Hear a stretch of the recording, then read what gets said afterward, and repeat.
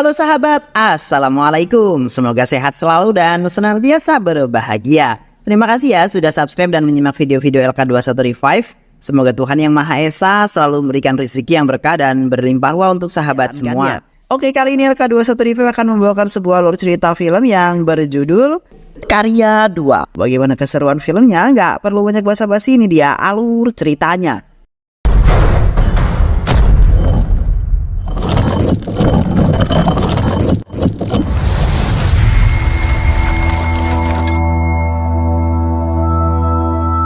Film diawali dengan sekelompok polisi yang akan melakukan operasi penangkapan pada sebuah geng. Seorang polisi yang kita sebut saja sebagai Inspektur Ahmad sedang berbincang dengan seorang pria. Namun tiba-tiba cerita malah kembali pada beberapa waktu silam. Pada suatu malam di tengah jalan yang sepi, seorang gadis sedang menunggu bajai untuk pulang ke rumahnya. Namun bukannya bajai yang datang, dirinya malah didatangi oleh sebuah mobil jeep yang berisi sekelompok pria. Mereka mencoba untuk merayu dan mengganggu gadis tersebut. Hal itu membuat sang gadis ketakutan. Namun tiba-tiba seorang pria misterius bernama Karya datang menyelamatkan gadis itu. Dia menghajar salah satu dari mereka dan membuat terbang jauh terpental. Sang gadis berusaha untuk berlindung di sisi Karya. Namun mereka berhasil menahannya. Gadis itu terus memberontak hingga dia berteriak memanggil ibunya. Karya yang mendengar kata ibu mendadak terdiam, kaku, bisu seperti halnya seorang patung. Namun Karya kembali sadar ketika cipratan air mengenai dirinya. Karya lalu mencari keberadaan gadis itu. Tak lama kemudian dia berhasil menemukannya. Karya datang menghampiri dan langsung menghajar mereka semua hingga babak belur.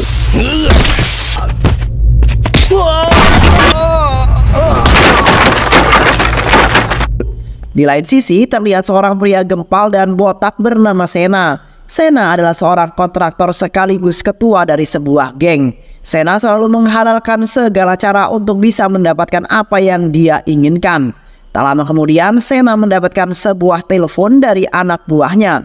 Anak buahnya memberitahukan kepada Sena bahwa dia berhasil menemukan Karya. Sena sangat terkejut mendengar berita tersebut. Usut punya usut, Karya adalah seorang pelayan di suatu rumah makan milik Mang Pupuh. Sementara itu di halte bus, beberapa pria sedang asik menghisap udutnya. Asap udut itu ternyata mengganggu anak-anak TK yang ada di sebelahnya. Salah satu orang tua menasihati pria-pria itu, namun mereka malah marah dan tak terima. Percekcokan pun kemudian terjadi hingga membuat seorang wanita datang dan menggaplok pria itu.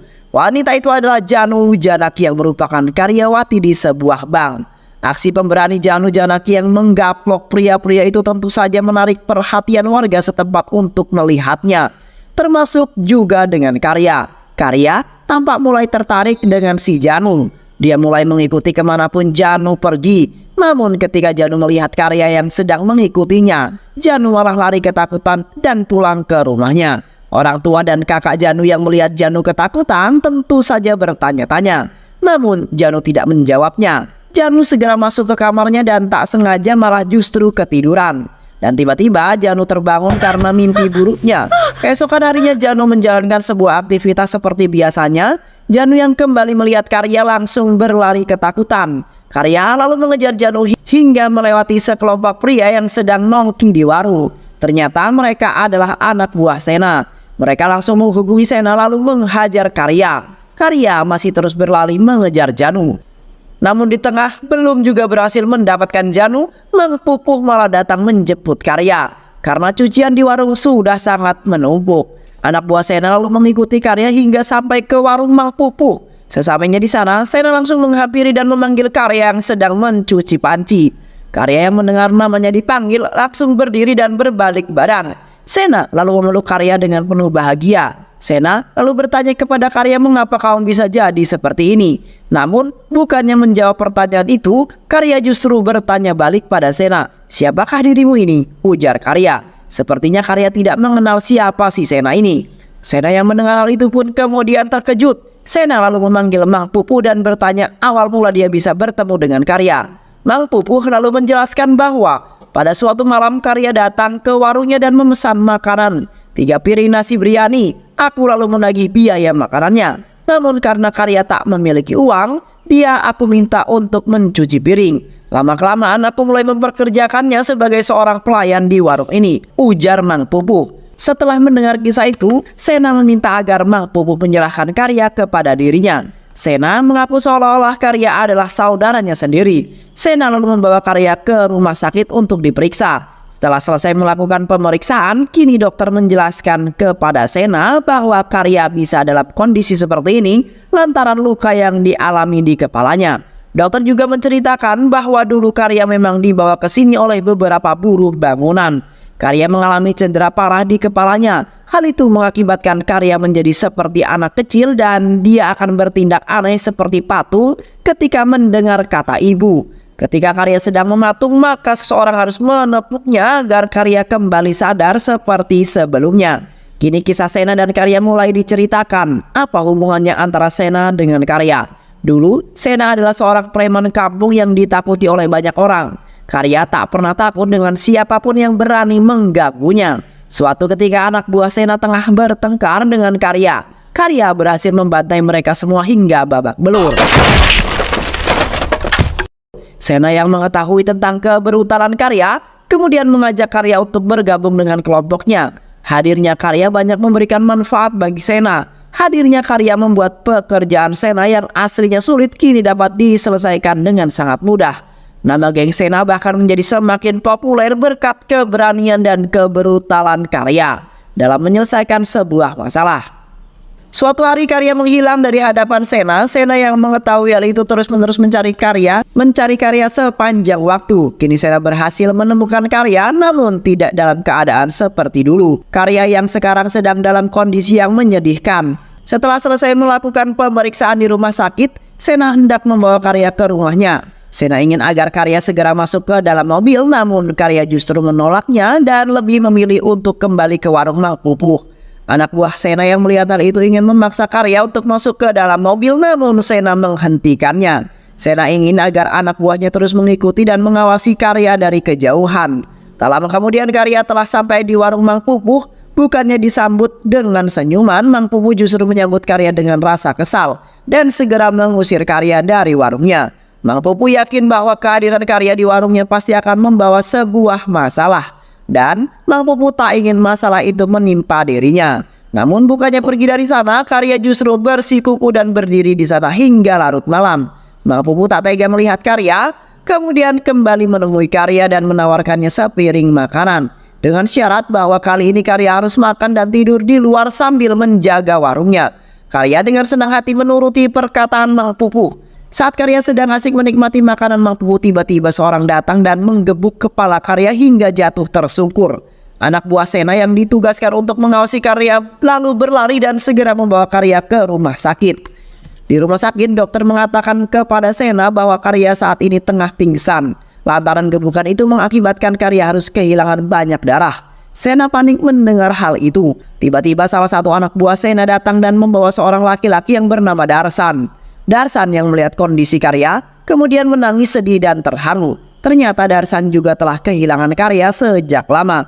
Anak buah Sena lalu menjelaskan kepada Sena bahwa Darsan adalah tetangga sekaligus teman dekat Karya. Dia pasti tahu sesuatu kenapa Karya bisa jadi seperti ini. Sena lalu menginterogasi Darsan bersama seorang temannya. Darsan mengatakan bahwa ia tak mengetahui apapun karena dia juga sudah lama kehilangan Karya. Darsan terakhir kali melihat Karya saat sedang mojok bersama kekasihnya yang bernama Janu. Usut punya usut, ternyata Janu adalah seorang gadis yang baru saja tinggal di kampungnya Karya. Janu mengetahui bahwa Karya adalah seorang preman yang disegani di kampung itu, namun entah mengapa Janu justru mendekati Karya. Suatu hari Karya yang sedang berduaan dengan Janu meminta pada Janu agar merayunya lagi seperti anak kecil. Janu lalu menuruti kemauan Karya dan merayu Karya seperti anak kecil. Rayuan itu membuat Karya menangis mengingat kenangan bersama sang ibu tercinta. Karya menjelaskan bahwa ibunya dulu sangat menyayangi Karya hingga pada suatu hari ibunya meninggal. Hanya cincin inilah yang menjadi sebuah kenangan bagi Karya untuk terus mengingat sang ibu tercinta. Janu yang penasaran dengan cincin itu kemudian meminta Karya untuk memasangkannya ke jari Janu. Karya menuruti kemauan Janu, namun naas cincin itu tak bisa ditarik keluar saat Janu hendak mengembalikannya. Karya meminta agar Janu tidak melepas cincin itu karena di mata Karya Janu sudah dianggap seperti ibunya sendiri. Cerita kini kembali saat dimana Sena menginterogasi Darsan. Darsan menjelaskan kepada Sena bahwa semenjak Karya berpacaran dengan Janu, kami sudah sangat jarang sekali bertemu. Sena lalu meminta kepada anak buahnya untuk mencari keberadaan Janu, pacar Karya. Ternyata di lain sisi, Janu kini sedang berada di rumah sakit menyamar sebagai seorang dokter. Janu lalu terbayang momen-momen saat Karya mulai hilang ingatan. Pada waktu itu Janu sedang panik menghubungi Karya untuk segera menyelamatkannya. Janu menjelaskan bahwa saat ini ia sedang ada di dalam sebuah proyek. Singkat cerita, Karya berhasil menemukan Janu yang sedang tertidur di meja atas bangunan. Karya berlari menghampiri Janu dan ternyata Janu malah mengeprank Karya. Karya yang merasa khawatir langsung menampar Janu dengan kencang, namun setelah itu dia langsung meminta maaf kepada Janu. Karya tak ingin Janu kenapa-napa. Karya menyatakan kepada Janu bahwa dirimu itu lebih penting daripada hidupku sendiri. Janu yang mendengar hal itu lalu memeluk Karya sambil meminta maaf. Janu lalu bertanya kepada Karya, apakah benar diriku ini lebih penting daripada hidupmu? Semua itu pasti berubah saat kita menikah nanti. Karya lalu membantah hal tersebut. Karya membuktikan cintanya dengan berlari melompat dari atas gedung itu. Janu melihat itu, kemudian panik mencari keberadaan Karya sambil meneriaki namanya. Di tengah kekhawatiran itu, Karya lalu muncul sambil mengejutkan Janu. Karya merasa puas karena bisa ngeprank balik si Janu. Kini Janu merasakan apa yang Karya rasakan. Bagaimana rasa khawatir itu datang ketika Karya kehilangan Janu, orang yang paling disayanginya. Namun secara tiba-tiba Janu malah mendorong Karya dari atas gedung itu. Karya terjatuh dan terjun bebas menghantam tanah. Mak diduga, mak disangko, ternyata kedekatan dan kasih sayang yang Janu berikan selama ini semata-mata hanya untuk menghabisi Karya. Dia ingin membalaskan kematian ayahnya dan kakak iparnya kepada Karya. Dahulu kala Janu hidup bahagia bersama sang keluarga tercinta. Janu sayang menyayangi ayahnya yang bernama Chandrasekhar. Begitu pula ayahnya yang sangat menyayangi Janu. Hingga pada suatu hari saat keluarga Janu sedang menggelar acara kehamilan 7 bulan kakaknya, Sekar dihubungi oleh Sena. Ternyata Sekar memiliki hutang kepada Sena dan Sena menagih Sekar untuk bisa segera melunasi hutangnya. Namun Sekar berbohong kepada Sena. Ia meminta tambahan waktu karena saat ini tidak memiliki uang untuk membayar hutang. Sena lalu memarahi Sekar karena Sekar telah berani membohonginya. Sena tahu bahwa saat ini Sekar tengah mengadakan sebuah pesta. Tak lama kemudian Janu datang menghampiri Sekar untuk meminjam HP-nya. Sekar memberikan HP itu dengan syarat Janu tidak boleh mengangkat telepon jika ada yang menelponnya. Dan benar saja sebuah telepon masuk di HP Sekar, namun Janu yang bandel malah mengangkatnya. Sena yang mengira itu adalah Sekar terus-menerus memarahinya untuk segera membayar hutang. Namun Janu yang tak terima ayahnya dimarahi malah balik memarahi Sena. Sekar kemudian datang dan memarahi Janu. Kini akibat dari ulah Janu, Sena pasti tak akan diam begitu saja setelah dihina oleh Janu. Dan masalah baru pasti akan segera muncul, ujar Sekar. Belum juga pergi dari sana, tiba-tiba di saat yang bersamaan anak buah Sena yang dipimpin oleh Karya datang ke tempat itu. Mereka mencari keberadaan Sekar karena Sekar sedang boker di toilet. Mereka lalu membawa kakak ipar Janu yang bernama Ganesh sebagai pengganti alias jaminan. Ganesh lalu dibawa masuk ke dalam mobil. Janu lalu berusaha menghentikan mereka, namun kain sarinya malah nyangkut di motor. Beberapa hari kemudian, keluarga Ganesh dan keluarga Sekar berkumpul untuk membahas nasib Ganesh.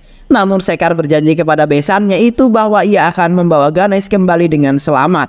Sekar lalu pergi menghampiri Sena. Waktu demi waktu Ganesh dan Sekar malah tak kunjung kembali. Janu sangat mengkhawatirkan keberadaan mereka hingga pada suatu saat Janu mendengar kabar bahwa Ganesh dan Sekar ayahnya telah ditemukan tewas meninggal dunia. Janu menangis sejadi-jadinya. Betapa hancurnya perasaan mereka semua melihat Sekar dan Ganesh yang ditemukan tewas secara tragis. Kini Janu telah mengetahui bahwa orang yang kemarin membawa kakak iparnya adalah Karya.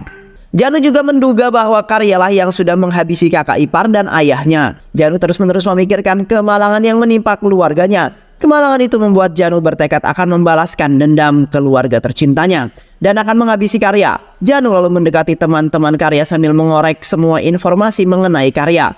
Kini Janu berhasil membuat Karya bertepuk lutut di hadapannya, menghabisi Karya dengan membuatnya jatuh dari atas gedung. Namun pada kenyataannya Karya masih hidup dan Janu gagal membunuhnya. Hal itulah yang membuat Janu terus berlari setiap kali bertemu Karya. Janu takut Karya akan balas dendam pada dirinya. Rasa takut itu membuat Janu kembali melakukan hal yang nekat. Janu menggebuk kepala Karya saat sedang makan malam di warung Mang Pupuh. Namun, nasib beruntung masih terus menghampiri Karya. Anak buah Karya yang melihat hal itu langsung berlari menyelamatkan Karya dan membawanya ke rumah sakit. Kini, Janu yang sedang berada di rumah sakit pun masih berkeinginan untuk menghabisi Karya. Namun lagi dan lagi keberuntungan masih turut menyertai si Karya. Aksi Janu terpaksa dihentikan karena Sena datang ke rumah sakit untuk menjenguk Karya. Janu lalu keluar dari ruangan Karya. Tak lama kemudian salah satu anak buah Sena menghubungi. Dia telah mengetahui identitas dari pacar Karya. Pacar Karya adalah seorang wanita bernama Janu, anak dari Sekar yang dulu pernah berkonflik dengan Sena. Sena terus bertanya-tanya mengapa Janu yang merupakan pacar Karya justru sangat ingin menghabisi Karya. Anak buah Sena lalu mengingatkan Sena, mungkin ini semua ada hubungan saat dulu mereka dan Karya membawa Ganesh. Di tengah perjalanan, Ganesh yang dibawa di dalam mobil tiba-tiba saja mendapatkan telepon dari sang ibu tercintanya. Ibunya menangis dan memohon kepada Karya agar Ganesh segera dibebaskan dari sana. Karya yang tak tega mendengar tangisan seorang ibu kemudian menyuruh mereka untuk menurunkan Ganesh saat itu juga. Tak lama kemudian Karya telah sampai di markas Sena. Sena lalu memarahi Karya yang tak becus dalam bekerja. Bisa-bisanya kamu membebaskan Ganesh di tengah jalan, ujar Sena. Karya lalu mengatakan bahwa ia akan menyelesaikan masalah dengan Sekar melalui jalan negosiasi. Sena semakin marah mendengar hal itu. Sena membayar Karya untuk bekerja di bawah perintahnya, namun Karya malah balik melawan Sena. Karya menjelaskan bahwa kamu memang membayarku, tapi aku akan menyelesaikan setiap masalah dengan caraku sendiri. Karya lalu pergi dari sana dan Sena memutuskan untuk tidak melibatkan Karya lagi di dalam masalah Sekar. Beberapa waktu kemudian Sena menelpon Sekar dan meminta untuk ketemuan di dalam sebuah gedung. Sekar datang bersama Ganesh. Sena lalu meminta Sekar untuk segera melunasi hutangnya dengan menukarkan properti miliknya. Ganesh lalu menolak hal tersebut lantaran nilai yang ada di sana tak sebanding.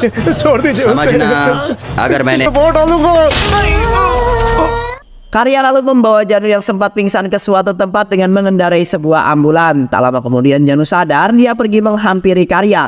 Janu sudah siap menerima apapun konsekuensinya. Namun, mak diduga, mak disangka Karya justru bertindak seperti anak kecil dan memanggil Janu sebagai ibu. Hal itu membuat Janu menangis walaupun Karya sedang dalam kondisi ini, dia tetap mengingat ibunya sendiri. Janu lalu mengiyakan perkataan Karya bahwa ia adalah ibunya. Karya senang dan melompat-lompat seperti anak kecil yang sedang mandi hujan. Sementara itu di tempat lain, Sena sedang berhadapan dengan seorang yang ternyata adalah seorang menteri. Menteri meminta Sena agar Sena segera mengembalikan uang yang dititipkan kepadanya. Menteri juga mengancam akan segera menghabisi Sena jika ia tak kunjung mengembalikan uangnya. Usut punya usut, alasan mengapa Sena selalu berada di sisi Karya adalah karena uang menteri tersebut berada di tangan Karya. Sena lalu menceritakan kepada anak buahnya bahwa dulu pemerintah India membuat kebijakan untuk menghapus mata uang dengan nilai 500 dan 100 yang lama. Pemerintah memberikan tenggat waktu 1 minggu bagi para warganya untuk segera menukarkan uang yang lama dengan yang baru di bank. Sementara itu Pak Menteri memiliki banyak uang tersebut di rumahnya. Pak Menteri tak berani menukarkan uang itu ke bank karena uang itu adalah uang haram hasil korupsi. Alhasil, dia lalu meminta bantuan Sena untuk menukarkan uang itu. Dengan imbalan Sena akan dikasih komisi yang lumayan besar. Sena lalu menyetujuinya. Sena membawa uang itu dan menyerahkannya kepada Karya untuk segera ditukarkan ke bank. Karya menuruti perintah Sena. Dia lalu pergi ke bank untuk menukarkannya. 2 hari kemudian Karya menghubungi Sena dan mengabarkan bahwa dia telah menukarkan semua itu. Karya lalu meminta Sena untuk ketemuan di suatu tempat. Sena langsung OTW ke tempat itu, namun sesampainya di sana dia sama sekali tak melihat Karya di sana. Itulah awal mula Sena mulai kehilangan Karya. Sena lalu dimarahin oleh Pak Menteri. Pak Menteri menduga bahwa Sena telah mengambil semua uang-uang itu dan menyembunyikannya sendiri. Pak Menteri terus-menerus menghantui Sena dan mengancam akan membunuhnya. Kini Sena telah berhasil menemukan Karya. Sayangnya Karya malah dalam kondisi yang sekarang ini. Sena lalu menyuruh anak buahnya untuk segera mencari Karya, sedangkan di lain sisi Karya dan Janu sedang memandangi indahnya bulan di malam itu.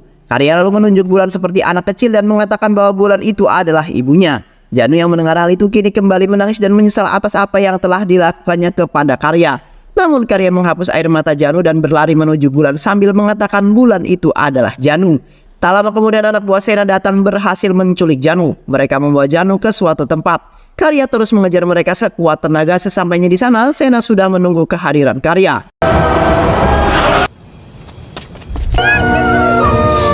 Karya bertanya tentang lokasi ibunya berada. Sena lalu menjawab pertanyaan Karya, jika kau ingin tahu keberadaan ibumu itu, maka kasih tahu dulu di mana keberadaan uang itu. Karya lalu merogoh-rogoh sakunya dan memberikan selembar uang kepada Sena. Mana uangnya sobek pula. Sena yang merasa sedang dipermainkan merasa kesal dan langsung menerjang Karya. Sena meminta anak buahnya untuk memaksa Karya mengingat keberadaan uang itu. Karya yang tidak mengingat uang itu tentu saja hanya bisa ongok-ongok. Anak buah Sena lalu menghajar Karya hingga tepar tak berdaya. Janu yang tak tega melihat Karya berusaha untuk menolongnya. Usahanya itu membuat cincin mendiang ibu Karya yang ada di tangan berbunyi. Karya mendengar suara itu dan bangkit mengajar semua anak buah Sena hingga tak berdaya. Di lain sisi, Sena yang merasa kesal terhadap Janu lalu menusuk Janu dengan sebuah pisau. Luka itu membuat Janu shock dan berteriak menyebut kata ibu. Karya yang mendengar kata-kata itu mendadak langsung menjadi patung. Sena lalu melepaskan cincin yang ada di tangan Janu dan melemparnya kepada Karya. Karya yang mendapat sentuhan dari cincin itu kini kembali normal dan sudah bisa bergerak. Karya lalu berlari menghampiri Janu untuk memastikan keadaannya. Karya lalu mengejar Sena untuk membalas perbuatannya. Karya berhasil memukul Sena hingga jatuh tersungkur. Karya lalu memukul perut Sena yang buncit itu hingga menjadi kempes. Tak lama kemudian kepolisian datang ke lokasi itu dan inilah momen yang ada di awal film tadi. Pak Menteri memerintahkan pihak kepolisian untuk segera memburu dan menghabisi geng Sena. Inspektur Ahmad lalu bertemu dengan Karya yang sedang menggendong Janu. Dia lalu melepaskan sebuah tembakan. Ternyata inspektur itu melepaskan tembakan untuk menembak Sena yang hendak menghabisi Karya. Keesokan harinya wartawan datang untuk meminta penjelasan pihak kepolisian terkait insiden itu.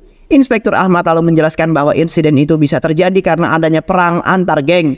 Di lain sisi, Janu kini tengah dirawat di rumah sakit dan berhasil diselamatkan. Janu yang tengah sadar langsung berlari mencari Karya. Usaha itu membuat luka di perut Janu kembali terbuka. Sementara itu Pak Menteri menanyakan kepada kepolisian apakah ada orang lain yang mengetahui kejadian itu. Tidak ada Pak Menteri, semuanya aman. Saya sudah meyakinkan kepada semua orang bahwa insiden itu disebabkan oleh perang antar geng. Dan saya juga telah memastikan tidak ada anak buah Sena yang berhasil selamat, ujar Inspektur Ahmad. Pak Menteri lalu menanyakan tentang keadaan Karya. Inspektur mengatakan bahwa Karya aman di pihaknya. Pak Menteri meminta Inspektur untuk terus mengawasi dan melindungi Karya agar tak ada satupun orang yang menyakiti Karya. Selain itu Pak Menteri juga meminta salah satu asistennya untuk segera mencarikan dokter terbaik bisa menyembuhkan Karya. Pak Menteri ingin agar Karya bisa kembali mengingat keberadaan uang itu dan segera mengembalikan uang itu kepadanya.